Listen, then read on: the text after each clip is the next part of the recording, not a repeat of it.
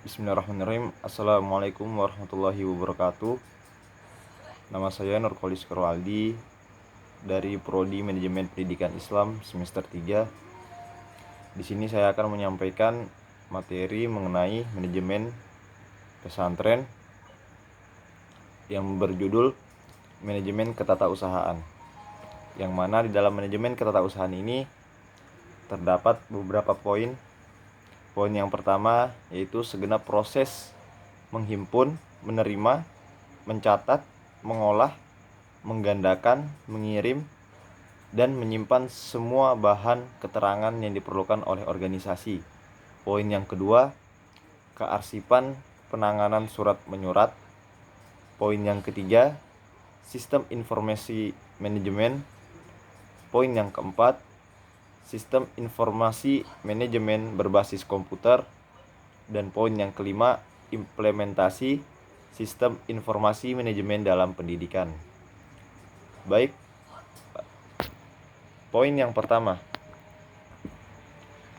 tentang proses penghimpunan, menerima, mencatat, mengolah, menggandakan, mengirim, dan menyimpan semua bahan keterangan yang diperlukan oleh organisasi.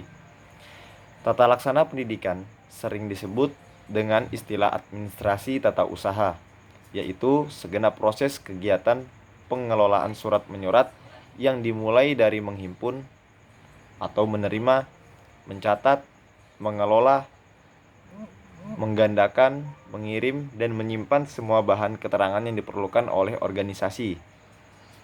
Dengan pengertian ini, maka tata laksana atau tata usaha bukan hanya meliputi surat-surat saja, tetapi semua bahan keterangan atau informasi yang berwujud warkat. Seperti yang pertama, persuratan atau penataan surat. Tata cara persuratan di lingkungan Departemen Pendidikan dan Kebudayaan diatur dalam Keputusan Menteri Pendidikan dan Kebudayaan Republik Indonesia Nomor 091 atau U1995 tanggal 25 April 1995 tentang pedoman tata perusahaan dan kearsipan di lingkungan Departemen Pendidikan dan Kebudayaan. 2. Kearsipan atau penataan arsip. Asas penataan arsip. Asasnya yaitu asas sentralisasi, desentralisasi, dan gabungan. Sentralisasi adalah asas penataan arsip yang dipusatkan pada suatu unit. Desentralisasi adalah asas penataan arsip pada unit-unit dalam organisasi. Kemudian yang B, sistem penataan arsip. Sistem penataan arsip ini berdasarkan hal berikut. Yang pertama ada berdasarkan masalah, yang kedua berdasarkan abjad, yang ketiga berdasarkan tanggal, yang keempat berdasarkan nomor, dan yang kelima berdasarkan wilayah. Yang C, prosedur penataan arsip. Yang pertama ada meneliti arsip yang akan disimpan, kemudian mengelompokkan arsip, meneliti arsip kesesuaian lampiran, mengklasifikasi arsip, mengindeks arsip dengan cara memberi ciri khas atau tanda suatu arsip, dan yang terakhir menyusun arsip sesuai dengan sistem penyimpanan menurut pola. Materi yang kedua, kearsipan dan penanganan surat menyurat.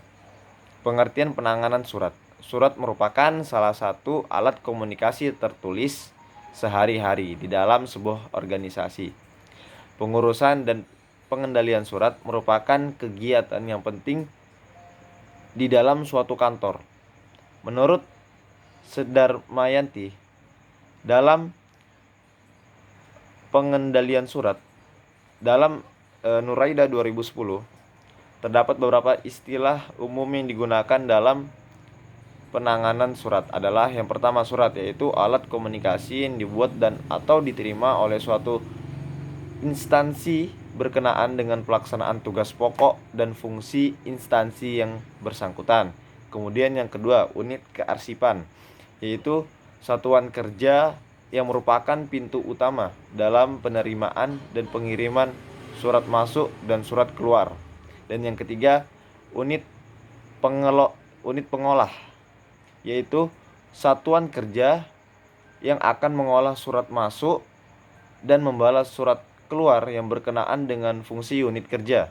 Kemudian yang keempat, tata usaha unit pengolah, yaitu unit fungsional atau staf administrasi dan merupakan bagian dari unit pengolahan yang melaksanakan tugas ketatausahaan serta mengelola kearsipan. Kemudian tujuan penanganan surat. Menurut Sedianingsih 2010, penanganan surat adalah kegiatan surat masuk dan keluar yang meliputi penerimaan pencatatan, pengarahan, pendistribusian, pemrosesan lebih lanjut, dan pengiriman surat keluar. Tujuan penanganan surat adalah agar bisa dengan cepat dan tepat sampai kepada pengelola dan penanganan tindak lanjut. Kemudian yang poin ketiga, sistem informasi manajemen. Sistem informasi manajemen merupakan suatu sistem di dalam suatu organisasi yang mempertemukan kebutuhan pengelolaan transaksi harian, mendukung operasi, bersifat manajerial, dan kegiatan strategi dari suatu organisasi, dan menyediakan pihak luar tertentu dengan laporan-laporan yang diperlukan. SIM mempunyai peranan yang sangat penting di dalam suatu organisasi, karena sangat mempengaruhi terhadap maju mundurnya sebuah organisasi. Setiap organisasi, baik itu organisasi yang besar maupun yang kecil, pasti mempunyai sistem informasi yang berbeda-beda, tergantung dari kebutuhan dan masalah yang terjadi pada organisasi tersebut.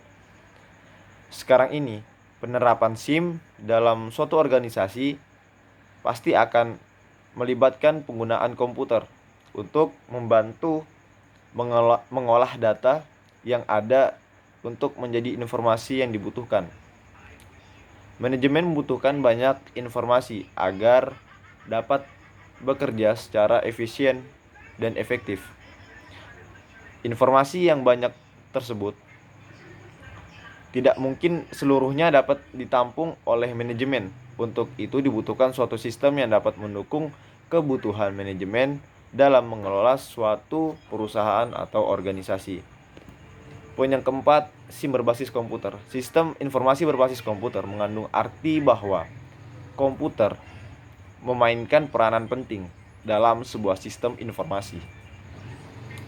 Jadi, secara teori, penerapan sebuah sistem informasi memang tidak harus menggunakan komputer dalam kegiatannya, tetapi pada prakteknya tidak mungkin sistem informasi yang sangat kompleks itu dapat berjalan dengan baik jika tanpa adanya komputer. Sistem informasi yang akurat dan efektif dalam kenyataannya selalu berhubungan dengan istilah computer based atau pengolahan informasi yang berbasis pada komputer. Saat ini sistem informasi merupakan isu yang paling penting dalam pengendalian manajemen. Hal ini disebabkan karena tujuan dari pengendalian manajemen adalah untuk membantu manajemen dalam mengkoordinasi subunit dari organisasi dan mengarahkan bagian-bagian tersebut untuk mencapai tujuan perusahaan. Dua hal yang menjadi perhatian dari definisi di atas adalah mengkoordinasi dan mengarahkan. Tentu saja, dalam dua proses tersebut diperlukan satu sistem agar proses koordinasi dan mengarahkan dapat berjalan secara efektif sehingga tujuan perusahaan dapat tercapai. Dan yang terakhir, yaitu implementasi SIM dalam pendidikan. Sistem informasi manajemen pendidikan merupakan perpaduan antara sumber daya manusia dan aplikasi teknologi dalam memilih, menyimpan, mengolah, dan mengambil keputusan bidang pendidikan. SIM dalam pendidikan sebagai sarana untuk meningkatkan kemampuan menafsirkan keadaan atau perkembangan aspek-aspek pendidikan berdasarkan data empiris dan berkonsep. Sistem informasi manajemen adalah suatu sistem yang dirancang untuk menyediakan informasi guna mendukung pengambilan keputusan pada kegiatan manajemen, perencanaan, penggerakan, pengorganisasian, dan pengendalian dalam organisasi. Dengan demikian, bagi kalangan organisasi pendidikan pada lingkup yang relatif kecil, sebaiknya para kepala sekolah berperan sebagai manajer sekaligus sebagai analisis sistem. Untuk itu mereka dituntut untuk mengenal dasar-dasar konsepsional dan praktik keinformasian yang cocok untuk diterapkan di lingkungan kerjanya. Adapun langkah-langkah yang dapat ditempuh dalam mengembangkan informasi meliputi yang pertama studi visibilitas, yang kedua menentukan persyaratan sistem, yang ketiga merancang dan menerapkan sistem yang perangkatnya terdiri atas basis data atau database, persiapan fisik, langkah-langkah kerja, solusi program, yang keempat perubahan keorganisasian, yang kelima ada pengetesan solusi, yang keenam konservasi, dan yang ketujuh manajemen proyek. Baik, mungkin cukup sekian penyampaian materi yang dapat saya sampaikan. Kurang dan lebihnya mohon maaf. Wabillahi taufiq wal hidayah. Wassalamualaikum warahmatullahi wabarakatuh.